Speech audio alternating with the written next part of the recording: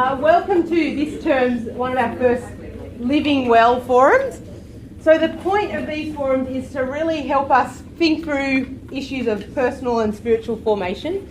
And I think if you think about transition, there's probably no one in the room who's not in transition. There's no one at Regent probably who's not in transition. And in God's providence and sovereignty, that it's very timely that for the institution as a whole and for us as a community that we have Rod come and share on this topic with us.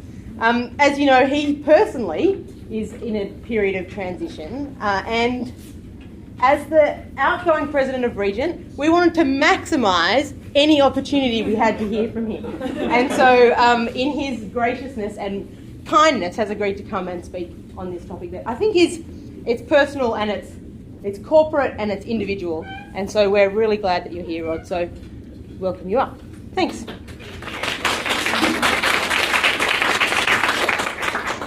Thanks, Claire, and welcome to all of you. When I do these kind of things, I always assume everyone who comes has a friend, right? You all have friends that are experiencing stress. None of you, but you have a friend. So thank you for coming to pay attention to your friends. That's noble.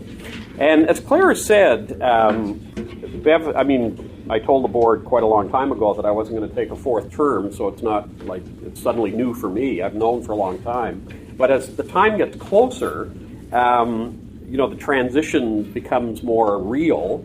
All sorts of stuff starts to happen, which some of it's a surprise and some of it's not. So what I want to do today with you, this is a massive subject, so like spending an hour and a half on this subject is a little shocking, but what I want to do with you is kind of go through some of the issues around stress and what stress is and how we experience it, what it looks like. Then talk a little bit about transitions and why transitions are so stressful. Because I think one of the problems in transition is many of us don't really understand how stressful transitions are. And as a result, the stress kind of takes us by surprise. So that's what I'd like to do, and then leave a good chunk of time for questions, so this won't be all speaking at you, but hopefully we'll have some dialogue and questions along the way too. So I want to start with the objective reality of stress. Stress is a word that is used by most of us in our vocabulary, like, how are you doing today? Oh, I feel kind of stressed. How was yesterday afternoon? I'm kind of stressed. And there's a sense of the word, feminist theology has taught us this, language actually creates reality. And when we use the word a lot, I think we lose a sense of what it actually is and what stress actually is, just objectively, not just our experience of it, but objectively. So I want to start with the objective reality, and then we're going to talk about the subjective reality, and then talk about the physicality of stress, which is pretty major. It's interesting, in the stress literature and in the field of stress, the person who's often quoted the most is a Canadian endocrinologist by the name of Hans Selye, who in 1936, a long time ago, talked about stress, particularly from the perspective of medicine, physicality, and as an endocrinologist was able to talk about stress from that perspective. And if you read good books on stress, not just any book on stress, but good books on stress, you'll find that Selye, sometimes not acknowledged, but his concepts are used quite regularly. And his orientation of stress revolved around two principles. The first one is, stress is the response of the body to any demand made upon it. So if you conceptualize, just think about yourself as a body for a moment. This is Regent, so we know we have a fuller anthropology and all the rest of it, but just conceptualize yourself as a body for a moment. Anything that impacts your body, by this definition, is potentially stressful because the body has to react to it. So things make demands on the body.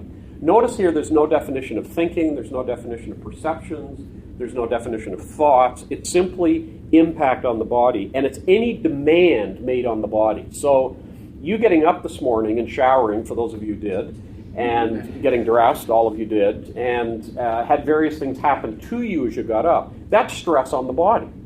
So it's not necessarily something bad. We use the word stress as a synonym for bad things that are happening to us. Stress, by this definition, is not a bad thing. It's just demands made on it. Some of you got married in the last year, and you had a wonderful wedding, but after you were exhausted. What was that? That was stress. You say, well, it was a lovely wedding. I wasn't stressed. Like, why are you talking about stress?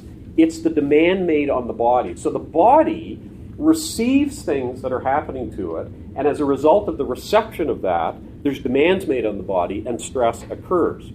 Now, the second principle, and I think as Christians this is particularly important, we all have, Selye said, limited adaptation energy, in the sense that we are limited, so with repeated stress, the body depletes. And so the key word here is, with these demands, whether they're positive or negative, whether we like them or don't like them, whether they're predicted or unpredicted, whatever way we want to frame it, with these demands made on the body depletes. Now, this definition is probably one of the best definitions of aging, right? I have a little niece, and the niece is, she's about 13, 14 months old right now, and I just love touching her skin, like her knees. You know, you just touch, it's so smooth and soft and supple, and it's amazing. And then when I go to those hotels, sometimes I go to these hotels that have those mirrors, you know, in the bathroom that are like magnifying mirrors, and I look in the mirror and think, my goodness, this is unbelievable. Like, I sort of read these things that I have as kind of creases, but I actually look in those mirrors, they're ditches, like major ditches that are coming all over my face. Now, why do I look like this and my 16-month-old niece looks like that?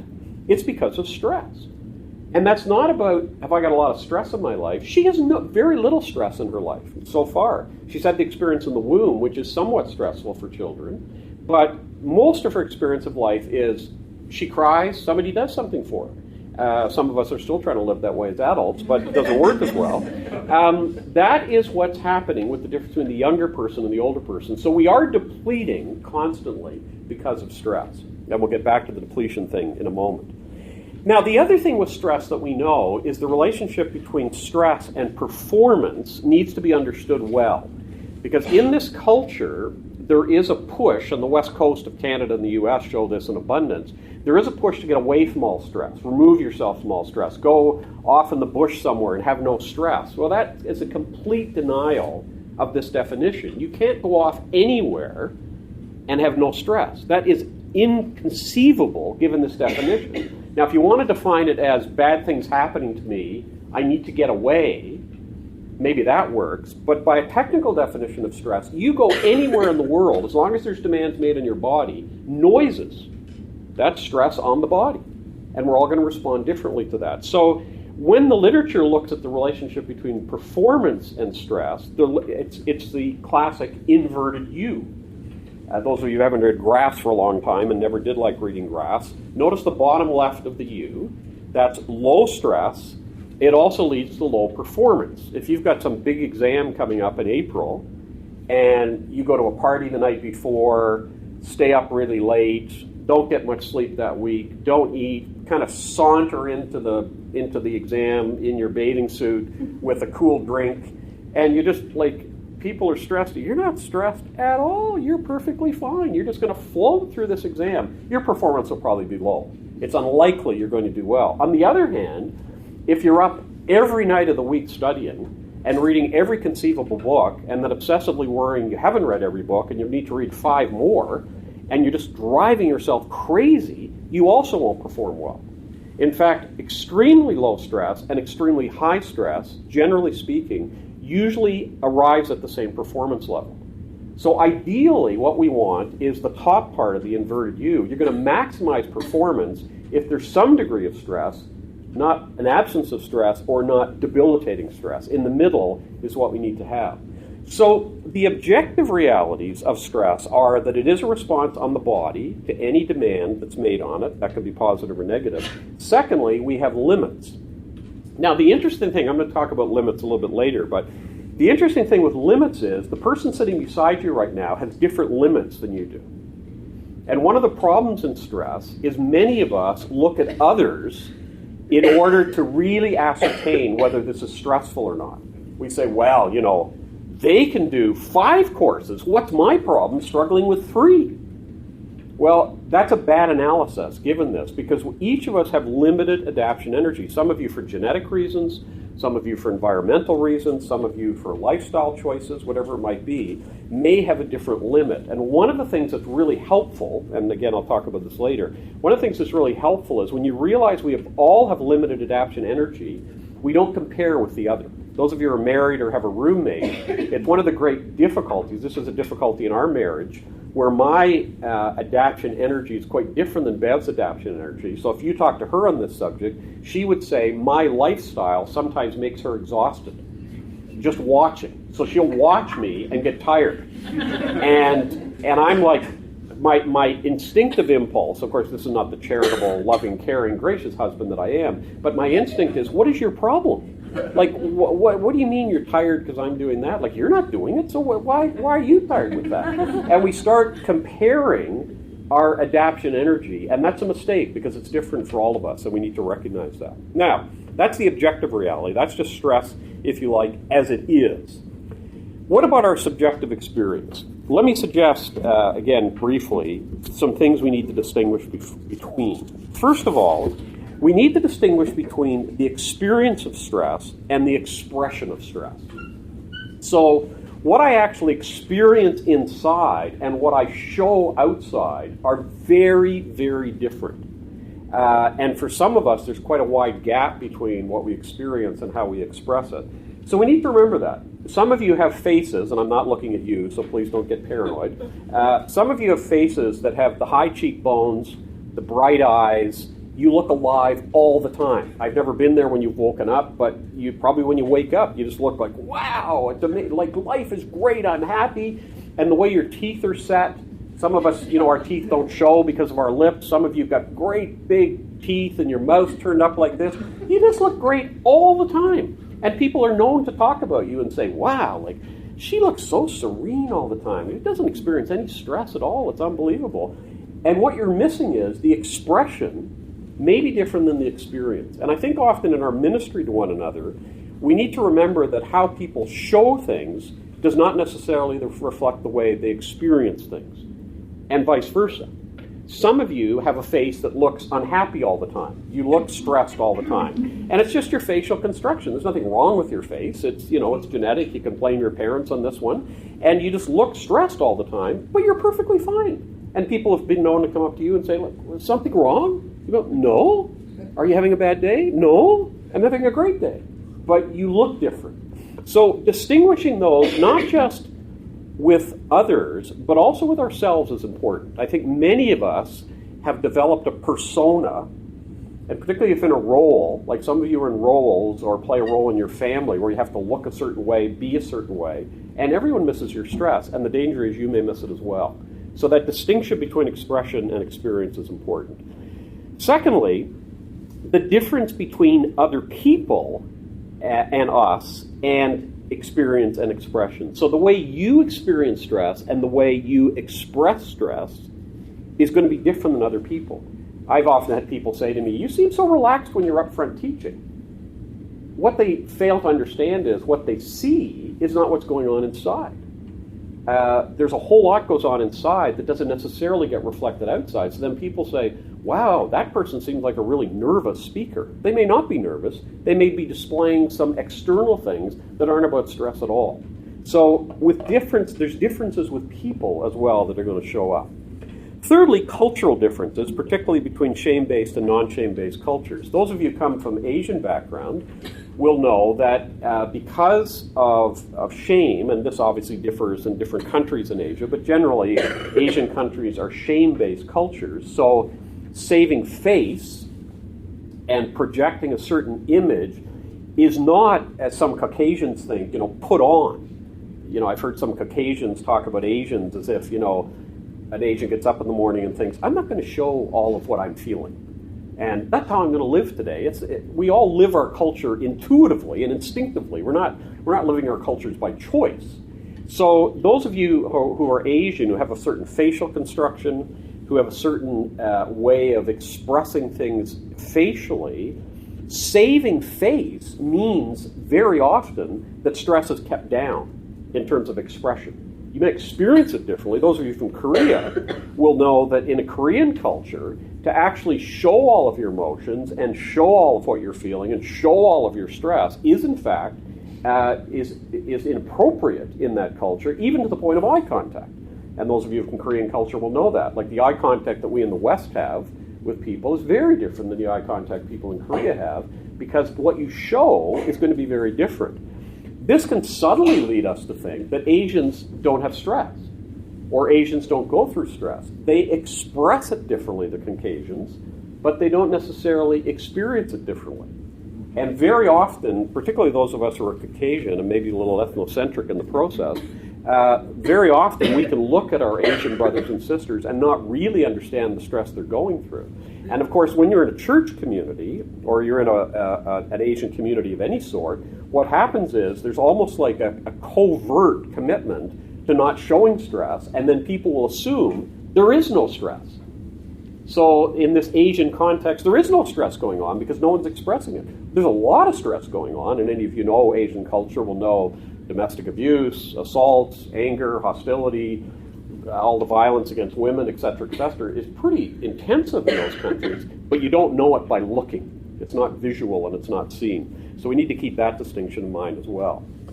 Fourthly, adult and child experience and expression of stress.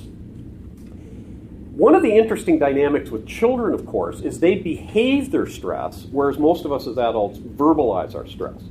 So when I've had a stressful day and I go home at night, I say to Bev, I've had a really stressful day, I'm able to articulate that. Your typical 18-month-old or 2-year-old isn't going to sort of waddle over to mom and say, I'm really stressed today. Probably what's going to happen is she's going to scream, he's going to yell, he's going to misbehave, he's not going to eat his food, she's going to throw a temper tantrum, and the assumption is bad attitude, acting up, not being obedient. That's the assumption. What we fail to realize is children don't have the capacity, particularly very young children, don't have the capacity to actually put into words what they're experiencing because they don't have that level of self-understanding. As they get older, they do.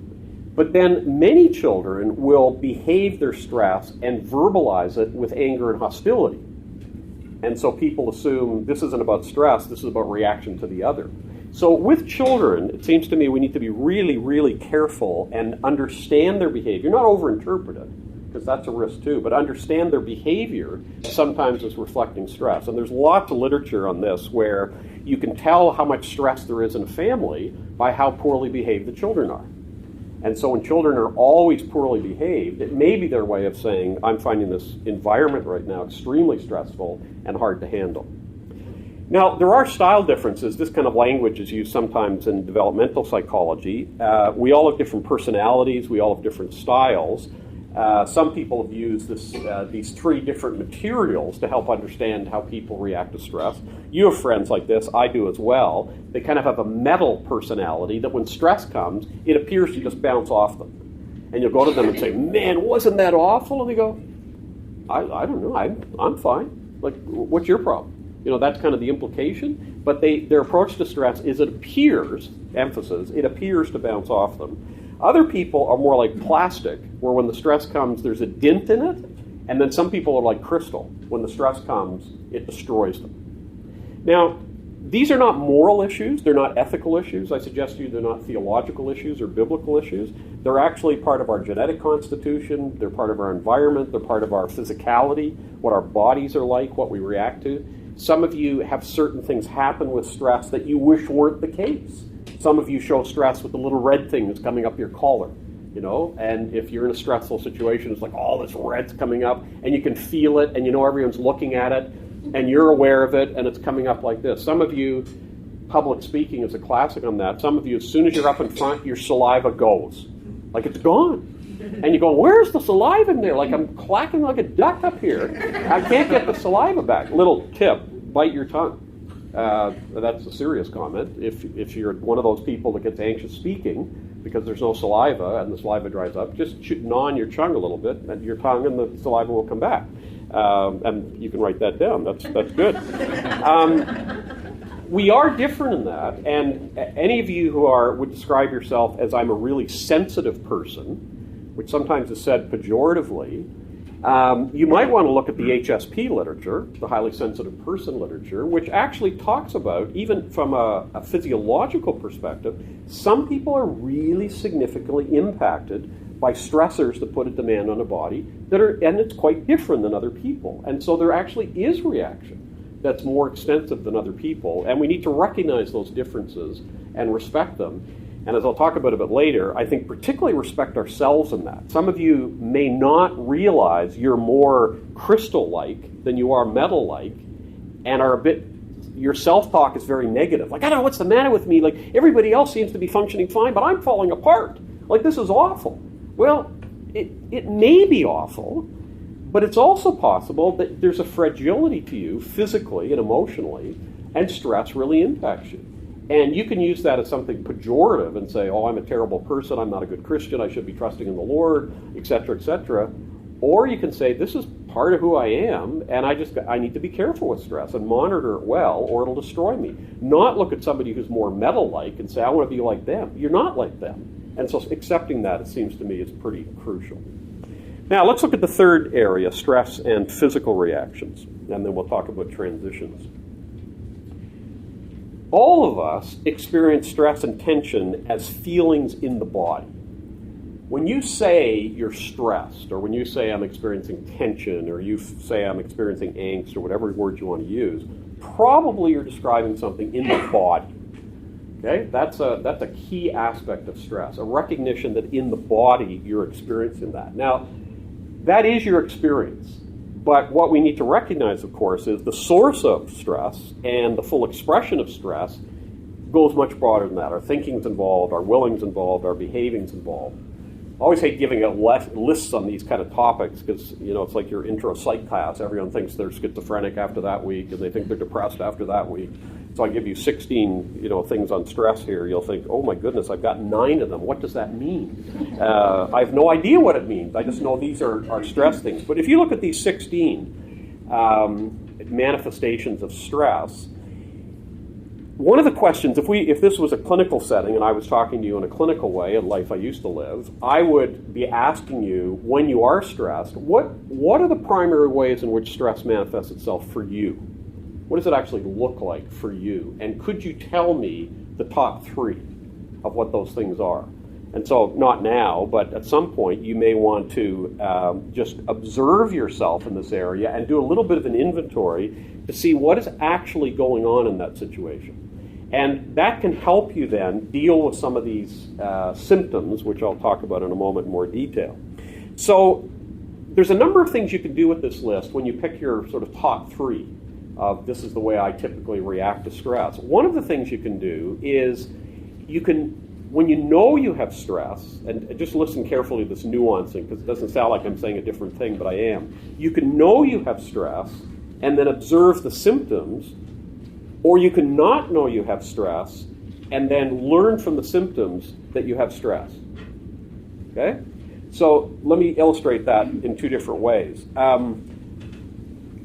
My own experience right now, like I've known I was leaving Regent for quite a while.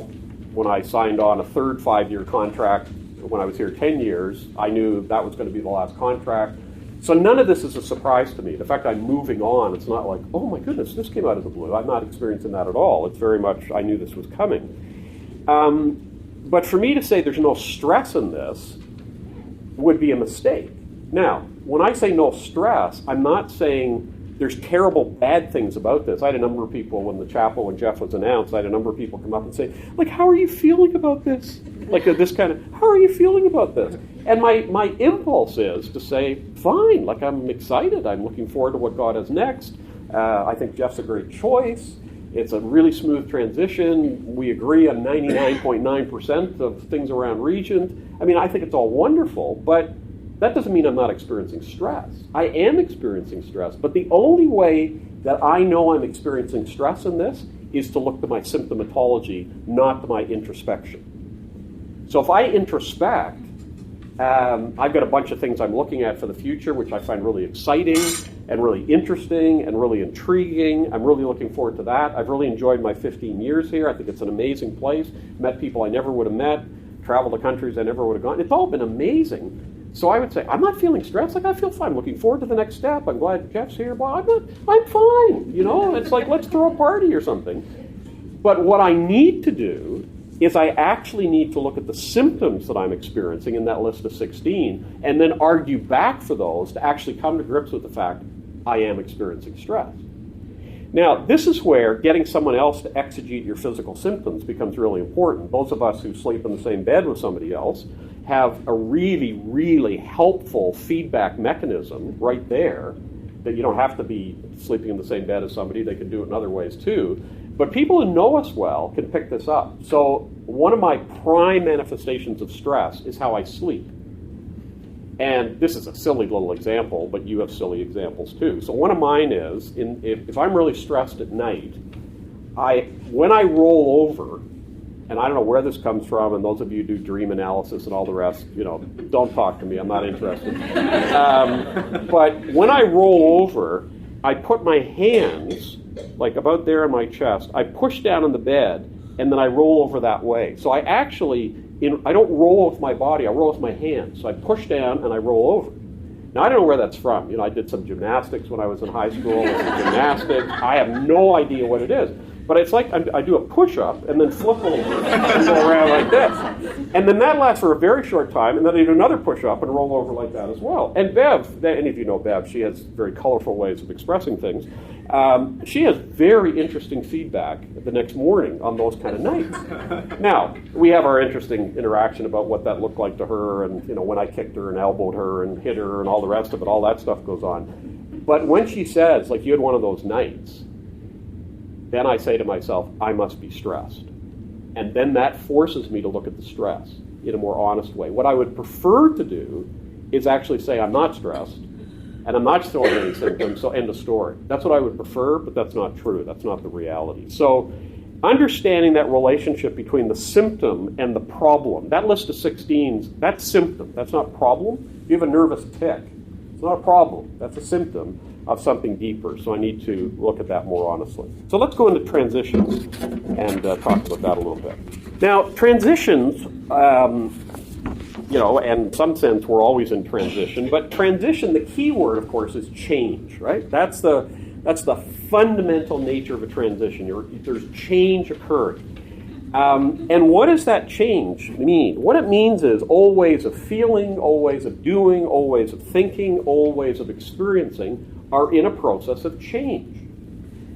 Now, there are predictable changes, right? Obvious changes. I mean, when you're, those of you who are students and, you know, you're working towards graduation in April, that's going to be a transition. The transition is predictable unless you bomb your courses or we don't give you good marks or whatever. But under normal circumstances, you know that's coming.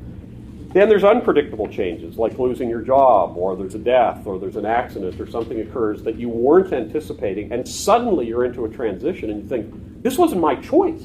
Like someone else decided, or circumstances decided, or providence of God decided that I'm in a new place now, and that's jolting. Now, for most of us, because, and any of you studied physiology will know the whole process of habituation, which I'll talk about in a moment, most of us resist change because there's comfort with the way it was.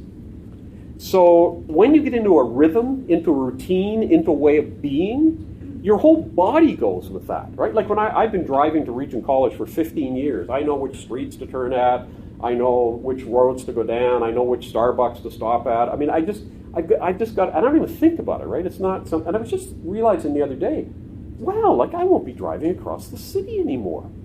That'll be weird. Because I'm in a different space. I'm doing something completely different. And the body habituates to doing things a certain way. And once it habituates, when there's change that occurs from the outside, it throws you. The broken escalator is the best example for me. I do a lot of traveling. I'm in a lot of airports. And I try not to use the escalator unless it's in some airport where there's hundreds of stairs.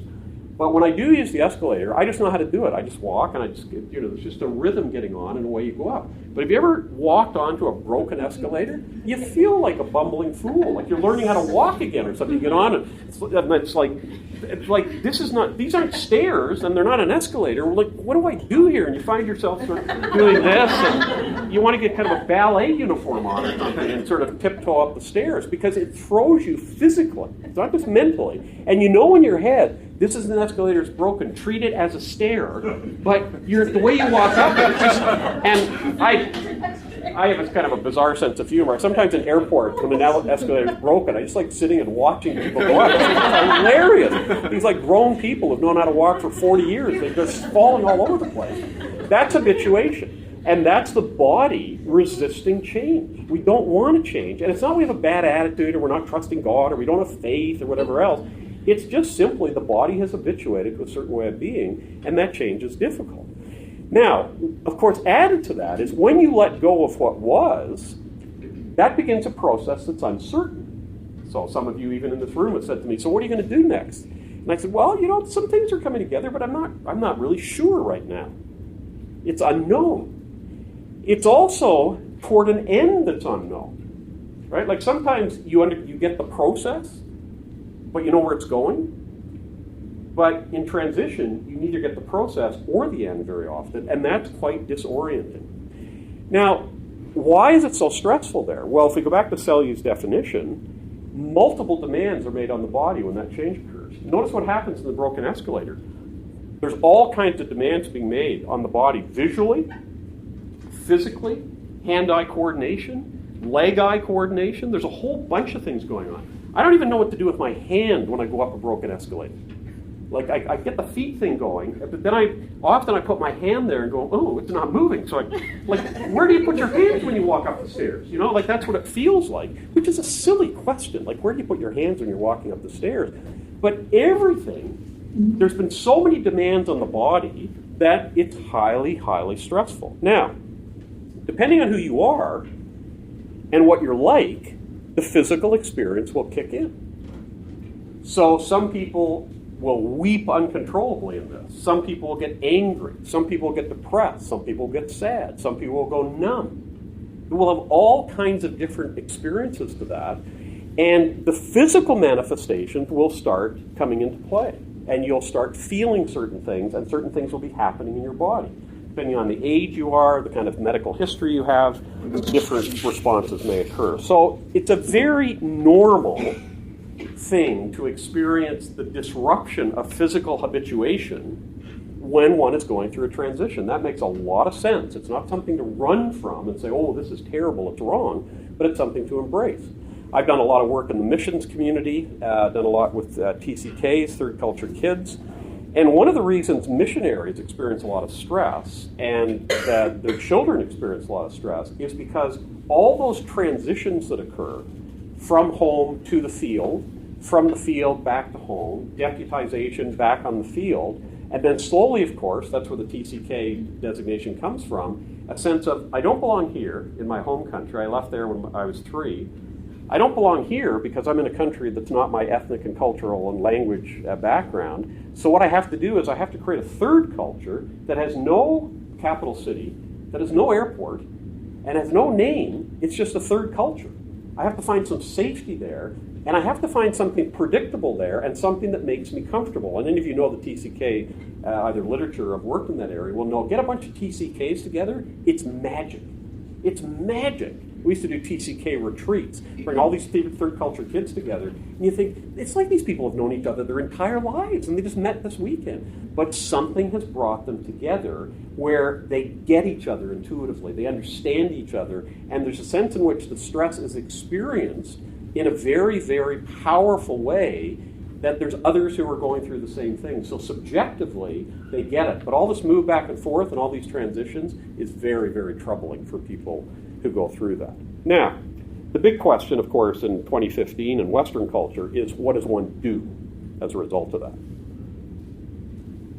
Okay, I'm experiencing stress. Bookstores these days, I don't mean ours, we got a great bookstore, but bookstores these days are making a killing on books in this genre. Oh, you got a problem? We got something for you to do. We got some way to fix this. Okay, so you're experiencing stress and transition. Here's the 7 easy steps or the 27 unalterable laws or whatever. We've got all kinds of ways to do that. That is a trajectory going forward. And I could spend the next, probably 2 hours giving you, practical solutions of how to get rid of the stress, or I could send you to websites so you could pick that up, or you could talk to friends. Or you could read books, and you get. But I don't think that's a good use of time today, frankly. In the world of technology, none of us should be getting up front giving lists. You can look the lists up on your own. I don't think that helps, frankly, because I think the other approach to this area is to observe what your stress and transition reveals. So you're having this experience, you're in this experience, you're going through this experience, and rather than saying, I got to find a way to fix this so I feel better, or I got a way to deal with this so I'm not going through these problems, rather turn it around and say, what does this say about me and what I am like? Now, let me use the last major transition just as an example of this. We, as most of you know, I was born in Ireland, moved to Canada when I was young, was in the Toronto area for most of my life, and then at 48, we moved to Vancouver. Now, when we moved, we had a deep sense of God's call, a deep sense of not just this community here, but the community we were coming from as being supportive of that. It was positive. There was nothing negative in leaving, nothing negative in cleaving. It was all very positive. But about a year into our time here, I felt the loneliest I've ever felt. I felt the most insecure I had ever felt. And I felt so unknown.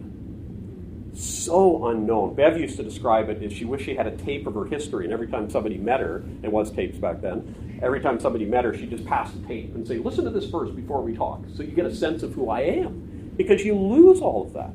And what we came to realize was that we had confused enjoying what we were doing with personal comfort. And I'm a great fan of the church.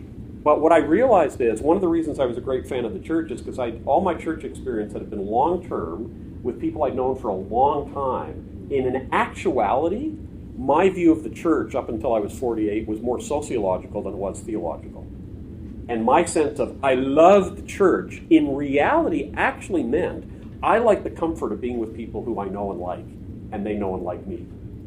It was incredibly revelatory for me because so many people who live in Vancouver aren't from here. And so you talk to people and say, oh, do you find it really hard? Oh, yeah, it's not a very friendly city, and, people are weird out here. They've all come to the West Coast, and everyone's smoking pot and, hanging out. And there was all these weird kind of things. And everyone was saying, well, the reason you're having trouble is because of something out there. So, and who's going to fix the out there? Vancouver's not friendly, so what are we going to do? Have a conference with 5 steps to be friendly? I mean, how does that get solved? But what it did for me was it actually turned my architecture around, and I realized that I need to have a deeper view of the church theologically than sociologically. I'd never even known that was a problem. And so the transition stress brought some of those things up.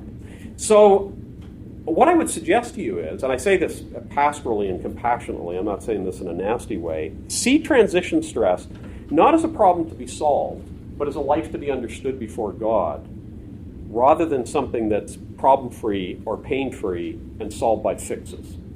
So actually use this as self-education. If you're in a transition right now, or you're about to be in a transition, or you're in the middle of one, ask the question, what does it actually reveal about me? So the way I want to end this, and that doesn't mean 3 minutes, but the way I want to end this is talk about stress as revelatory in transition. What does it show us rather than how do we fix it or how do we solve it?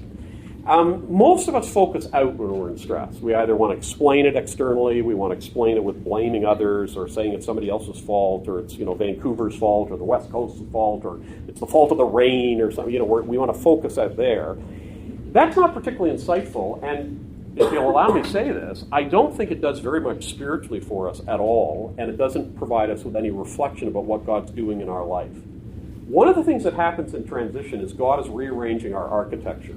And as our architecture is being rearranged, rather than critiquing those outside the building for what they're doing to rearrange our architecture, it seems to me what we need to do is look at what was our previous architecture, and what's my architecture now, and what does it say about me that I'm experiencing stress? What's actually going on here?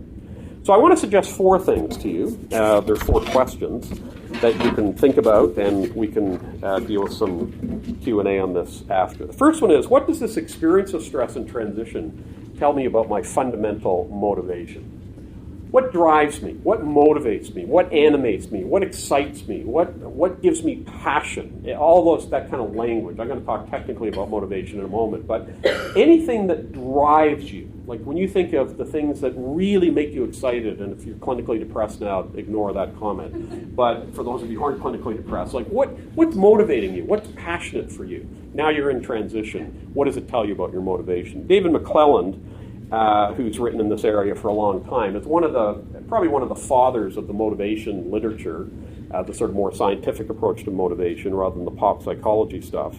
And he talks about, he starts this by talking about acquired needs, which I'm not going to get into at all today, but then he talks about three fundamental motivations in all of us. And his argument is that all of us, one of these really grabs us. One of these really drives us and animates us. And in transition, we often learn what that is. So let me go through them, and then I'll just illustrate it personally. First one, the need to achieve. And the language that's used here is language around being succeeding or being excellent or getting things done, and particularly the link between effort and success.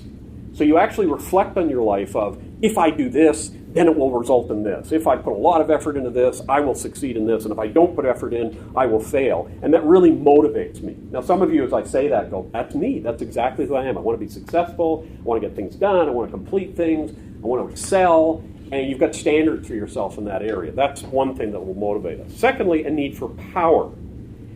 In power, we're looking for agreement from others and compliance in others, sometimes for personal power. There's a dark side to this. But sometimes to mobilize our other people for the good of the organization. So rather than I need to get things done, this is more about I really love being in an environment where I can get other people to do things. Now sometimes, again, there's a dark side to that, but sometimes there's another side. You just want to mobilize, you want to equip, you want to serve other people. That's a motivation for some people. And lastly, the need for affiliation. You like being liked.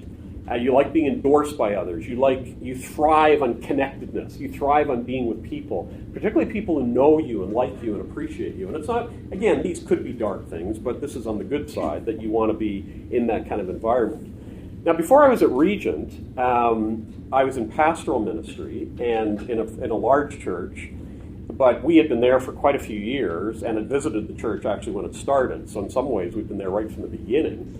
And pretty well knew everyone in the church, knew everyone by name, knew their personal relationship. When they were up leading worship, I knew all the sordid details in their marriages and families and everything else.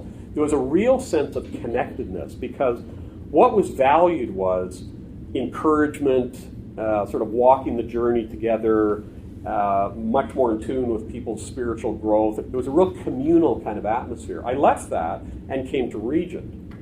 And this is not a negative about Regent at all, so don't hear it this way at all. But when I came to Regent, I found it so jarring. I'd worked in theological education before, so it wasn't anything unique to Regent. But of course, in an academic environment, listen to the word, in an academic environment, the inherent motivation is more around the first one than the third one. It's more around achieving. We have classes, we have exams, we have papers, we have grades.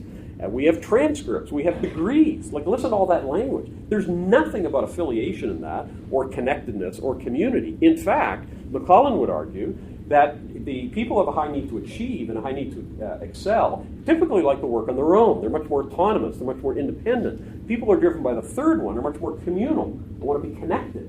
That's their motivation. For me, it was really, really disorienting to come into this role, but have a deep sense that even though we aspire for community, we talk lots about community, and we got Trinitarian spirituality approach to community, and all that wonderful stuff, and I think Regent does a decent job at community.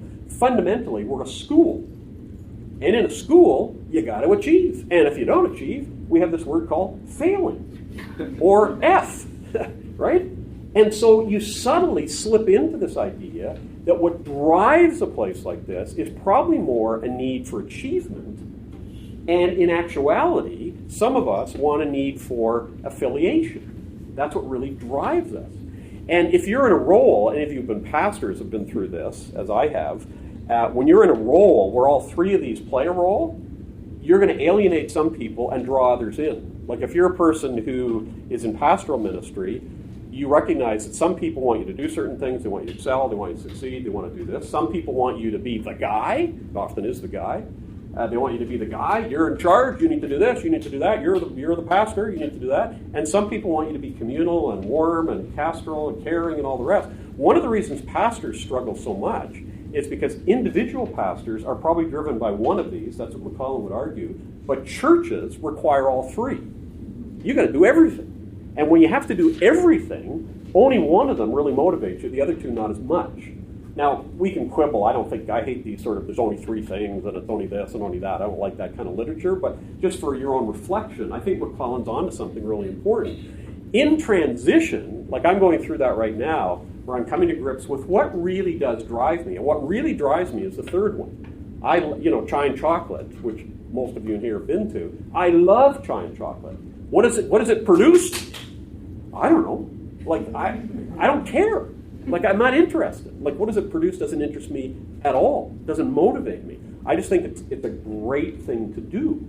And it's interesting when I talk to people who are motivated, friends outside, not people in region, I talk about chai and chocolate, and I've got some friends who are high need for achievement people. They go, like, you spend all that time doing that. Like, what does that achieve? It's like, ooh, there's that question. Like, what does it achieve? What do you mean? It's like people who ask me about my Sabbath. What do you do on your Sabbath? Wrong question. Sabbath is not about doing. It's about something else. So in transition, it reveals to us what we're like, what drives us, and that doesn't just explain what we were like before the transition. It also may say something about what we need to do down the road. So it's revelatory. Secondly, what does this experience of stress in transition tell me about my understanding of limits? Now, when we go through transition, there's just loss, the pain of loss, and then there's the unknown of the future. But will we make wise decisions in that? So you've heard the colloquial advice. It's good advice, and it's based on Selye's argument. If you're in transition right now, of whatever sort, you're going through high stress. I'm not asking whether you feel it. I'm not asking whether your saliva's gone. I'm not asking you whether you do push-ups at night when you're rolling. I'm not asking any of that. I'm just saying to you, objectively, if you're in transition, you are going through stress. Number one. Number two, you have limited adaptation energy, which means how much are you going to extend in this transition that's going to add more stress or lessen stress? And you're going to make wise choices about that. That's why when a spouse dies or a child dies, people are always encouraged, do not make a big decision in the first year. Like, don't make that decision, because that decision will bring more stress on you, more demands on the body. Don't do that. So once we understand our limits, when it comes to stress generally, then when we come to transition, we can say, I need to be really careful. Here's the antithesis to depletion, I need to replenish during this time of transition, not just fight my way through it and make sure I get to the other side. I need to replenish in the process, because stress is depleting. So one of the things Bev and I are wrestling with right now, and not wrestling in a negative sense, but just trying to figure out, we need time off after I leave Regent before we go to the next thing. But, I'm not independently wealthy, and I'm not soliciting donations and saying this, but I should just clarify that. I know who I'm talking to here, right? But so we're weighing up. In fact, we were just talking about this yesterday. Like, we need time off to replenish. Now, part of me wants to say, I'm not stressed. Like, I'm looking forward to this time. Like, I'll be fine. Like, what do I need to take time off for? Like, I just dive into something else. Finish here on August 31st. Do the Labor Day weekend, and then Tuesday we'll be back. No. Like, that's not looking at... That may be what I'd like to say, but that's not looking at stress realistically. I need to look at my limits. And we all have them, and we all have a place that we shouldn't go beyond. And transition is going to do that. For some people, transition actually overwhelms them. Maybe they've come into the transition and they're very depleted. They've come into that transition and there's no replenishment. Now the transition hits, and now you're really depleted. You've got to be very careful to work on replenishment. Not just talk about how bad the transition is or how stressful it is, but actually put in the replenishing aspects to your life that are going to make an impact. In the car, I don't know if it's true in your car if you have one, but in the car, when the car overheats, a light goes on.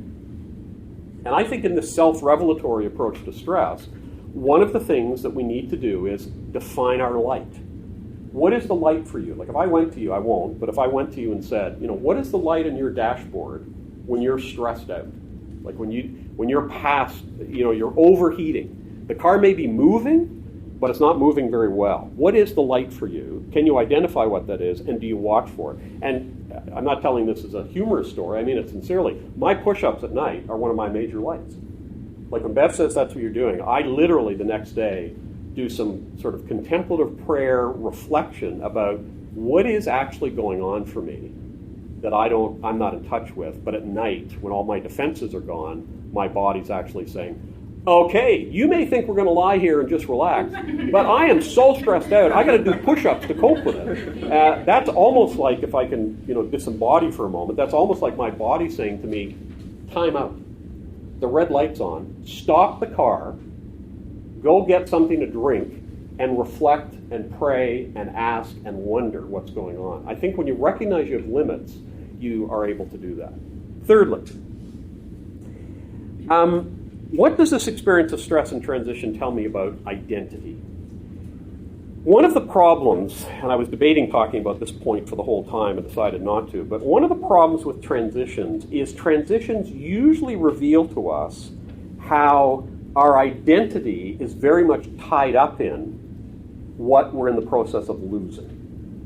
So whatever that loss is, maybe it's a physical loss because you've had an accident, or the death of a family member, or the loss of a job, or the loss of a client. I mean, there's all kinds of losses. Or, some of you have moved across the world to be a regent of students. That's a huge loss. And you say, yeah, but I'm really happy. Sell ye. Doesn't matter if you're happy. Moving across the world is a big loss, and it's a lot of stress. So when you've gone through all of that, then you realize that your identity is all wrapped around and entangled by what you were doing before. So I've had some friends say to me, and again, this is not with full self-understanding yet, I'm just illustrating this. I've had friends say to me, what's it going to be like for you not being president anymore? And I actually do that. I go, fine. Yeah, but you won't be called president anymore. And I go, I've never been interested in that phrase anyway. What do you mean? But what I'm failing to understand is, for 15 years, the title on the door says, Office of the President, Rod Wilson. That's about to change in the next 7 months. The degree to which my identity, who I am, is intertwined with being president will only be revealed, not with my conceptual, waxing eloquent about it. It will only be revealed when the president's title is gone. And then I'll have to stare straight in the face. And I love, some of you heard me talk about this in leadership before. Office of the President, Rod Wilson. When the Office of the President is gone, all I've got now is Rod. And how am I going to be with that? What's that going to be like for me? And the degree to which there's an entanglement between Rod and the Office of the President and an intermingling of those things, the degree to which those are intertwined, I will only know what in actuality I'm basing my identity on when those are separated. And I'll have to confront it square on. So when I am in that losing space, where I'm losing a job, or losing a position, or losing a client, or losing a location, or losing home, or losing a family member, whatever it might be, the question of, am I rooted in Christ and God? Is my life hid with Christ and God? The Colossians statement. Is that the core of my being, or is in fact intertwined with other things? It's a huge concern for me with pastors who've never been called by their first name all their jobs. It's Pastor Bill, Pastor Sally, Pastor June, Pastor this. I swear at night they probably roll over in the bed and she says, "Good night, Pastor Bill." It's just the whole job actually is built into the nomenclature to refer to who you are. You can't imagine saying, "Oh, computer salesperson Bill, how are you?" That doesn't make any sense in that context. But in pastoral ministry, we've actually intentionally intertwined identity with nomenclature. So when pastors cease to be pastors, a lot of them, and I say this in lots of experience in dealing with them, a lot of them are lost.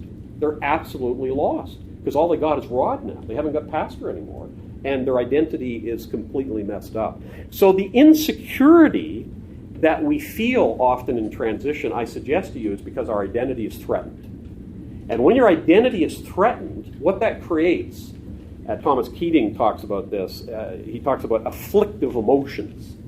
When we lose something and we feel insecurity and those afflictive emotions come up, I don't know, I just feel insecure. I feel awkward. I don't know what the words are. I don't know how to express it. I feel so insecure about this. Those are afflictive emotions, and those afflictive emotions, we don't need to go to a bookstore and get 3 steps on how to get rid of them. It seems to me we need to live into them and see what does this reveal about identity.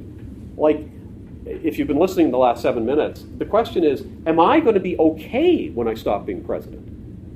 Like, am I going to be okay, or is there going to be a huge threat as a result of not being president, or whatever it is for you in your loss or your transition? Lastly, and then we'll have questions, what does this experience of stress in transition tell me about hope? I feel sorry for hope in the Bible, which may sound like a funny way to say it, but faith gets a lot of press, and love gets a lot of press, and there's lots of sermons on faith and lots of sermons on love, but hope is kind of off there floating somewhere, and we don't really, we don't seem to really imbibe it as a key part of who we are, and I suggest to you it's a very different thing than just faith. Hope is a confident expectation in the unknown and the future. And if you remember the Romans 5 description, I love it, hope doesn't disappoint, right? Which, the way we use hope in our typical nomenclature, I hope it's sunny on the weekend. They say it won't be, but I hope it is. Like when you say you hope it's going to be sunny in Vancouver, there's a good chance you're going to be disappointed, right? When you put your hope in it not raining in Vancouver, particularly at this time of the year. But hope is about, where do I find a confident expectation in the unknown and the future? Where do I find that? Well, the biblical record talks about God being a God of hope.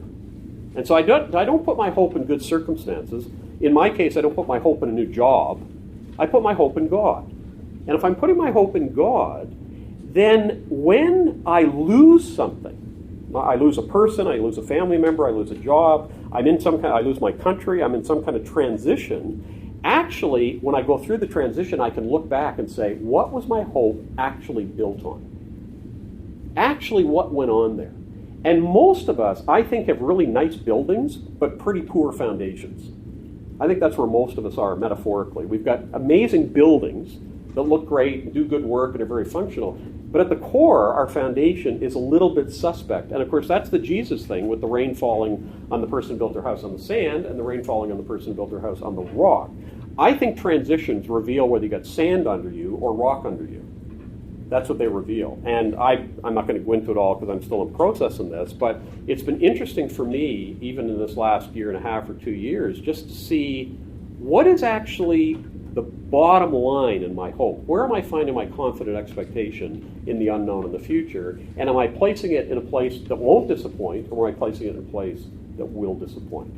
So again, I would commend to you, I've given you some names there you can look up on Google or whatever and chase them down, but I would commend to you that trajectory in this area. Stress and transition, don't go for the fix, don't go for the solution. Those things have their place, and I'm not saying don't ever do it, but I think to have the trajectory of self-revelation and ask the question, what do these, to quote Keating, what do these afflictive emotions that I'm experiencing in the loss actually tell me about myself and my relationship with God? And I have found that trajectory much richer and much more helpful, rather than I go for a run and all my stress disappears. Like, that's fine. Like, that's good. There's nothing wrong with that. But is that going to be necessarily spiritually enriching, or am I actually just dealing with symptoms rather than dealing with core issues? So that's my best shot at 55 minutes on stress and transition. So let me turn it to you. We got 25 minutes left, and I'm happy to respond to buts or questions or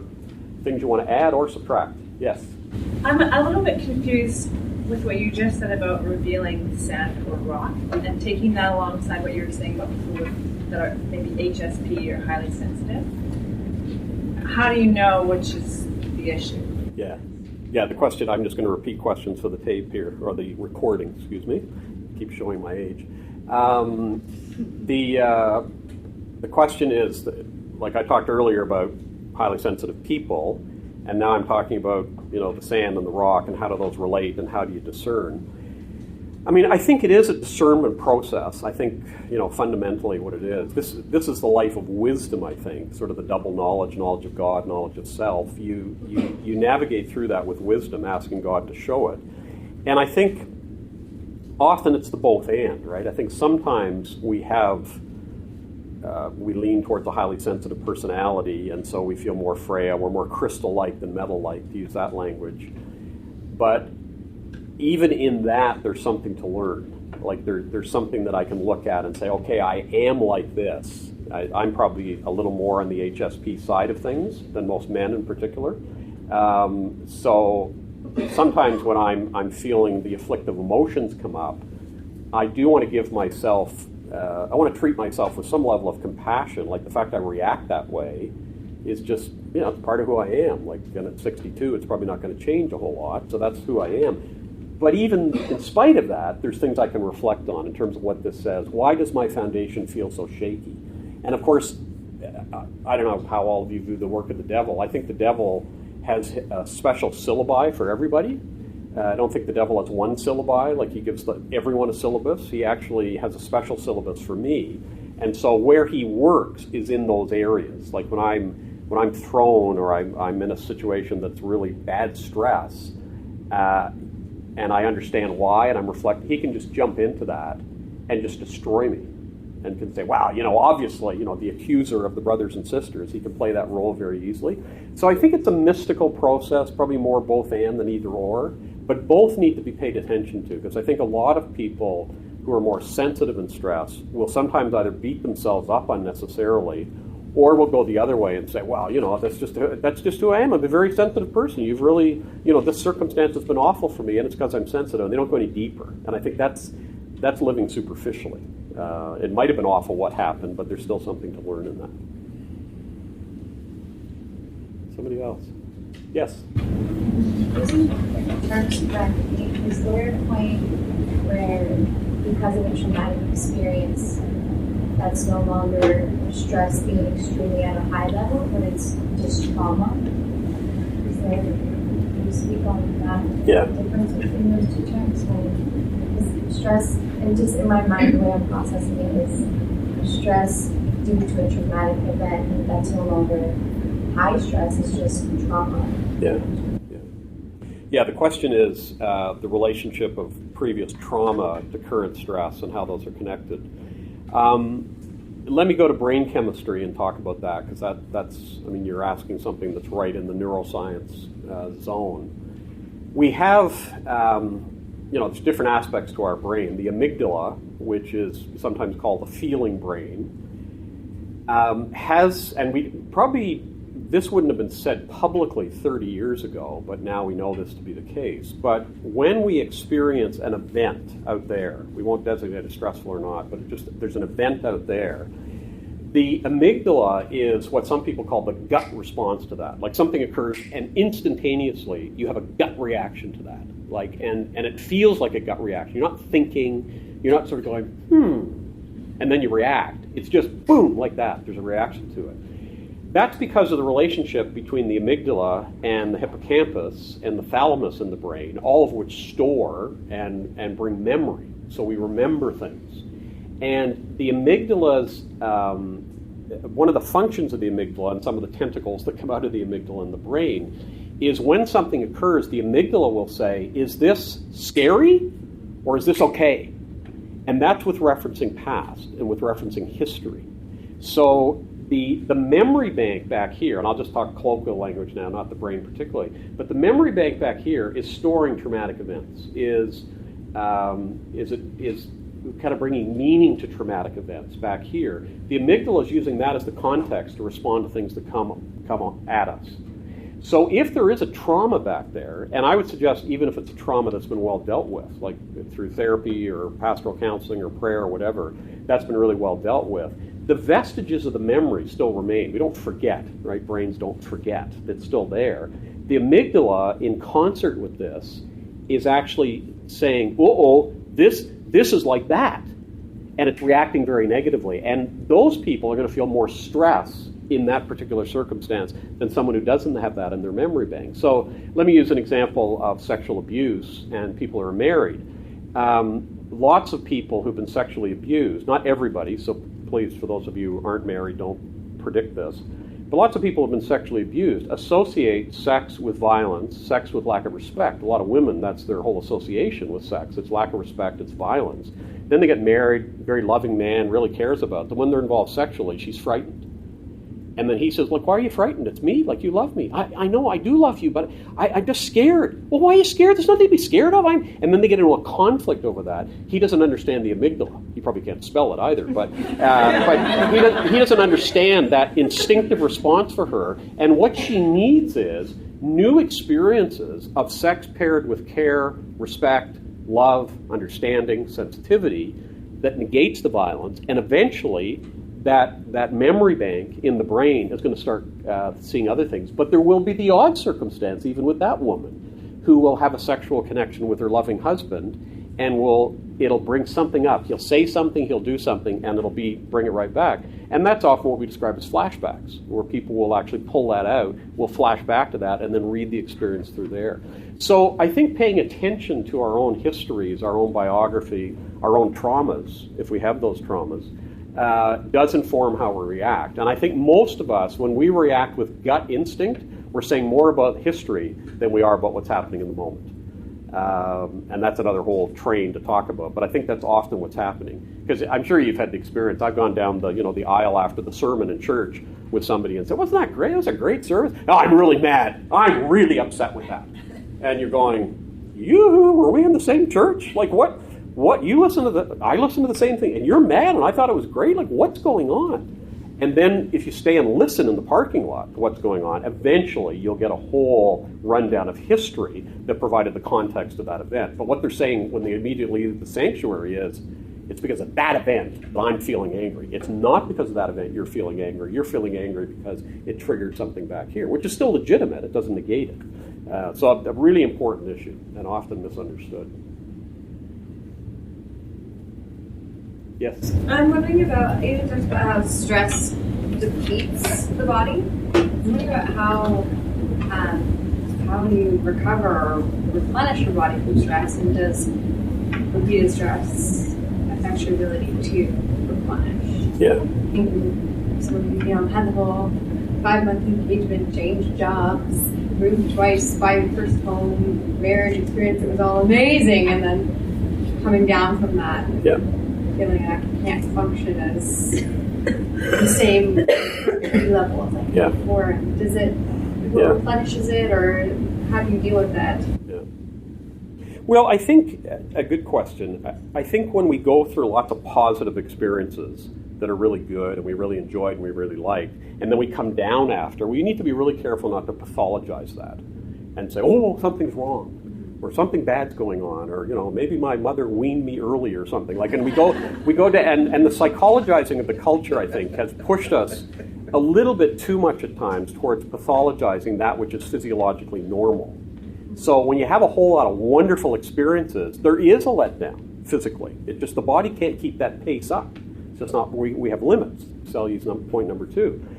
So I think being aware of that first is really important, and not pathologizing a normal physical experience. I think that's really crucial. And in this sort of social science world, the world that's influenced by so much by social science, I think we do pathologize a lot of things that are just normal. So that would be number 1. Number 2, just as depletion is an individual thing that differs from person to person, so is replenishment. So what replenishes, you and I know each other a bit, but I don't know what replenishes you. I don't know if you know what replenishes me, but we're different in the way we replenish. So you need to know what replenishes you and not assess it by some poll of what replenishes others. So for me, and I don't know how to explain this logically because there is no logic to it, if I am near a large body of water, I am deeply replenished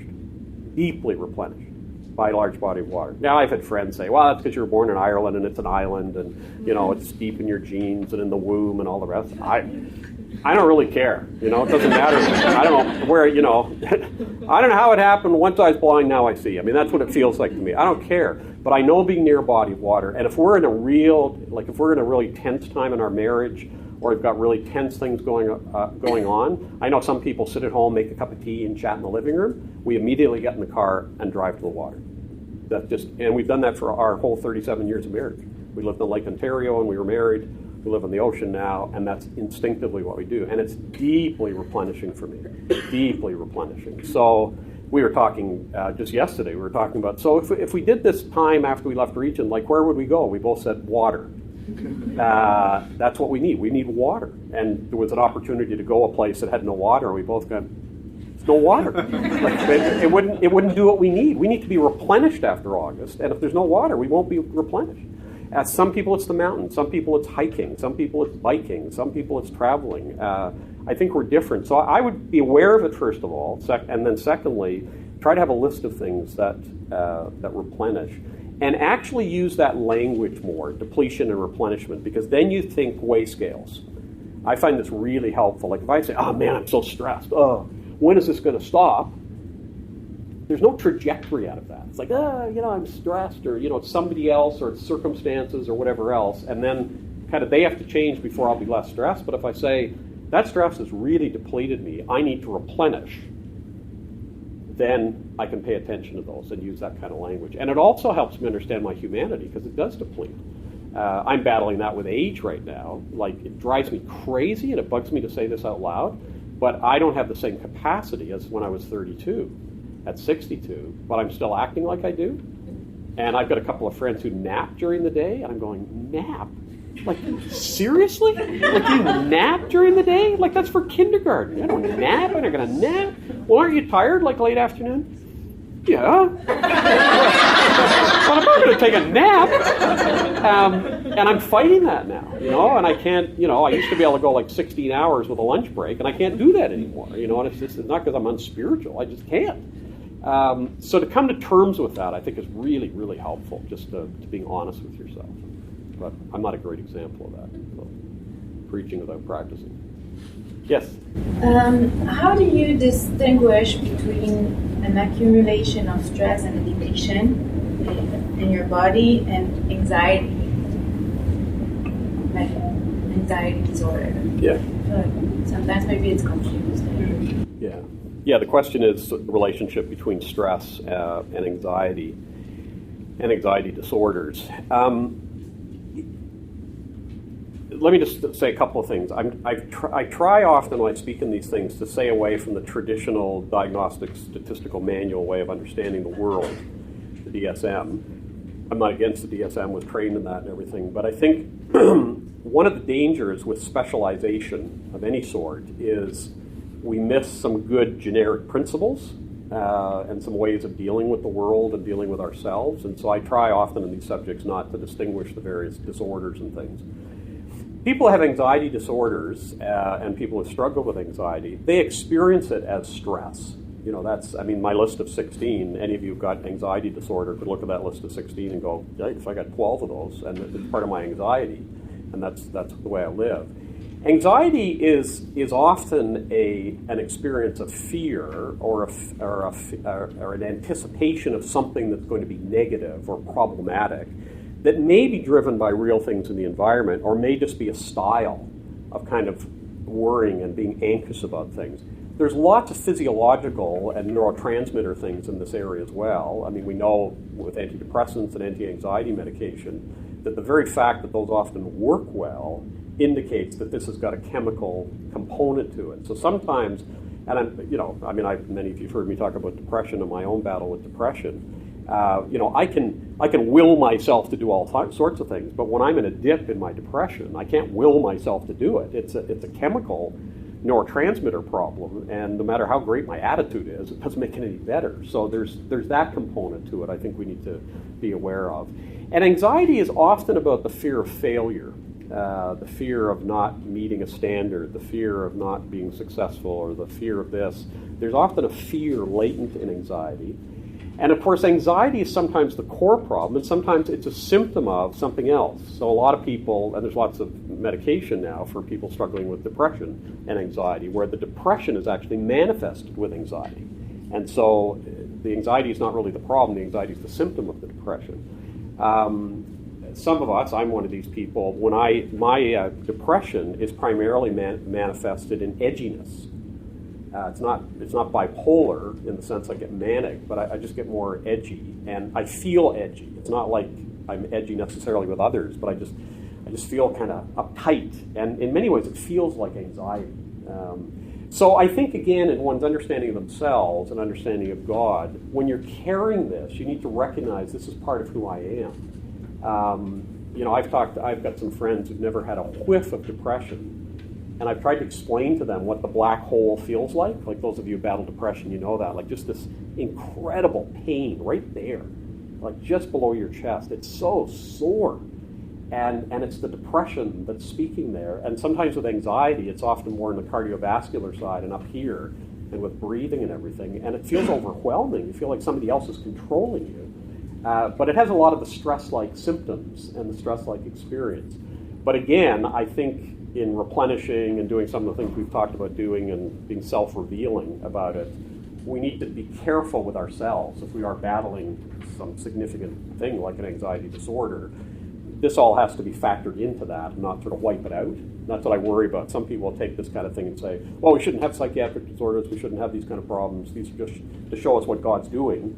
Well, that's a little extreme, I think, so need to be taken in balance. Yes? Yeah, I was more in the area of transition question. So some transitions are obviously forced upon us and we just have to deal with them, and then there's good move, but transition is also often optional. Like in your case, it was an option now to choose transition. Yeah. And I find, like when I was young, I went to Africa, no problem, didn't think twice about it. Now when transition comes, I'm like, this whole process, and you come into places where people have already established relationships, and it's a bit more complicated. Yeah. But I felt like, so I think the tendency is to try to avoid the transition. And thinking a little bit, maybe just a bit hard, but I think there could be a biblical preference for God actually always calling us out, and that we should actually seek the transition, even if it's optional. And I wonder if you want to share what came to your decision now to make this an optional tough transition, even though it causes all this identity questions. And as I deeply resonate with this cassette tape idea, because I find that the most annoying part is that nobody knows you. And you kind of feel like you have to hope somebody will get to know you the same way those other people do. Yeah. No, that's very true. And I think, I think that's one of the core problems with aging, what you've just described, because I think by definition, the aging process actually means you've been through a ton of transitions, some foisted on you and some that you've chosen yourself. And I think just at the end you get weary and you get tired, and then you see all the change around you. Like my mother's nearly 90, and when I talk to her just about life and what life's like, she's just like is overwhelmed with what's happening around her. Like watches the news and is just like traumatized by all that's happening and the kind of things that are on the news and the kind of TV shows that are on now and the kind of things she sees and hears. Like there's so much change going on. But when you're 90 though, every time I talk to her, this one died and that one died and this one has cancer and this one just had a heart attack, and there's just constant change. And I think dying, and I say this with huge respect, I think dying is often like the last thing I want to be home, and the image of home means something very deep. So I think that's true. I actually wrote up my notes here and I didn't mention it. I was going to talk in one of the points about that little phrase in Hebrews 11 when the Hebrew writer's talking about, by faith Abraham went out, not knowing where he was going. And I love that phrase, because one of my big problems in prayer is I'm always praying for clarity. Lord, give me clarity. And more I'm feeling like this voice is coming down saying, wrong prayer. That's not what faith is. Faith is going out not knowing where you are going. But the message on clarity from the culture is huge, and we all want to, take the mystery out of life, make everything clear, everything specific. But I think the life of faith is very much like Abraham, going out not knowing where he was going, and then you fully put your trust in God. The risk for me right now is to get a great new job and go, this is great. Like I enjoyed this time of region. I'm going to a great new job. Wow, isn't this wonderful? But like right now, today, if you said, like, what are you going to be doing on September 1st? My answer is, I've got the foggiest idea. And that makes me anxious, right? But that means, am I putting my faith in a new job, or am I actually putting my faith in God? And I think that's where your sort of radical suggestion that maybe as Christians, we need to be a little bigger risk takers and a little more willing to trust God with some of these big decisions. But the whole message in the culture is comfort and clarity, right? We want clarity and we want comfort. And I don't mean comfort like a blanket, but sort of a deep sense of personal comfort. You know, I'm doing well, I got things around me. Because as soon as you move, you lose all of that. And it's hard, and the loss of people is really hard. It's funny just at this age, I'm not old, but at this age, I think a lot about my buddies in high school and my friends in high school. I'm thinking more about them the last 5 years than I did the previous 30. And I just remember the good old days, being with that group and hanging out, you know, all those years in school together and all the crazy things we did. And it's like, wow, that was great back then, you know, and I don't have that. And in Vancouver, with all the coming and going and being part of a school like this, where you're just saying hello, goodbye all the time, it feels like nothing's stable anymore, you know? So it's a good point you make, yeah. I can't answer any question in under 2 minutes, and I would have to both hear it and answer it, so we're going to stop. Yeah.